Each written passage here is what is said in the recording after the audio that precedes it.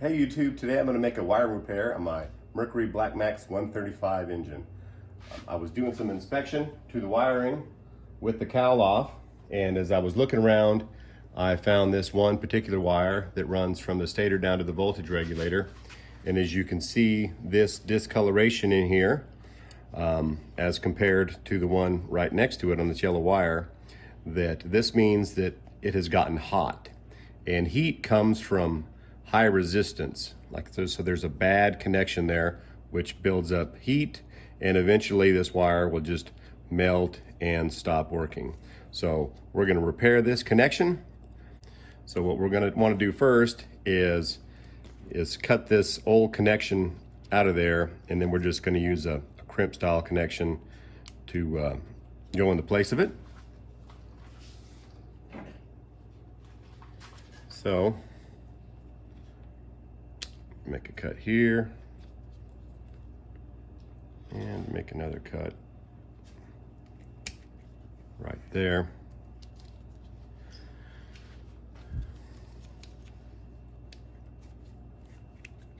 And then we're just going to trim back a little bit of the wire so we've got some good fresh wire for our connection.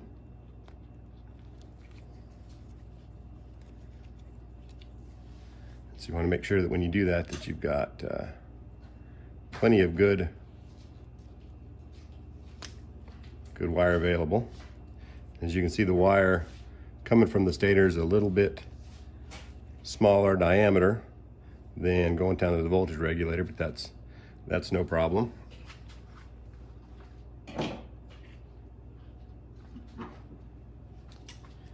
Now I'm going to use one of these good crimp style connectors to put it together. And this style also has solder, so when you heat it up, it's going to solder that connection, so it's going to be really good. And over the top of that, I'm also going to put some heat shrink, so we're going to need to slide that onto the wire first, and then slide it back into position after we put our crimp on.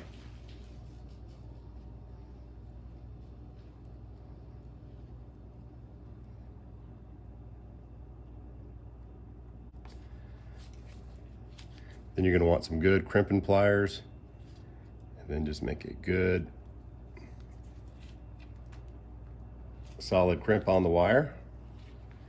And then after you do that, you're going to want to give it a firm tug to make sure that it's secured in there. I have seen people put these on and then they're loose and then they come apart later, which is something you don't want. And then now we're going to give these wires a little bit of a twist and shove it into the connector.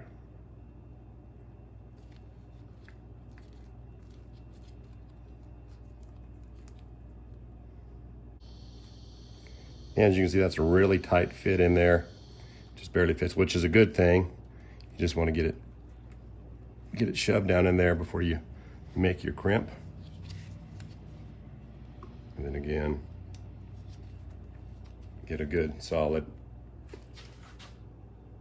two-handed crimp on that thing. And now we're going to pull on the wire, tug it both sides, make sure that it stays in there, and there we're good.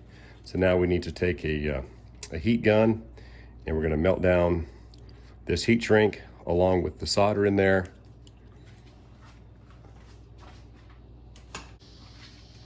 And when you're running this heat gun, you want to make sure that you kind of keep it away from the other wires, because you don't want to melt anything that you don't intend to when you're doing this.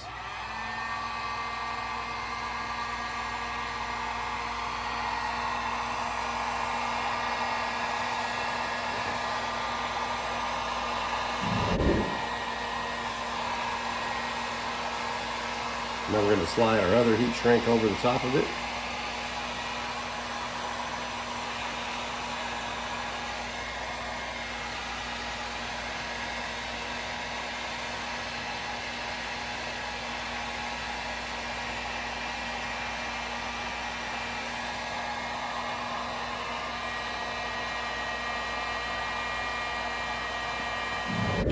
Now we know we've got an excellent solid wire repair. Like I said, we use the butt connectors with the heat shrink that also have the solder to make a good repair.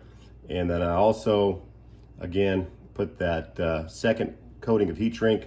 I have seen some of these butt connectors when you make the crimp that it causes a little hole in the heat shrink.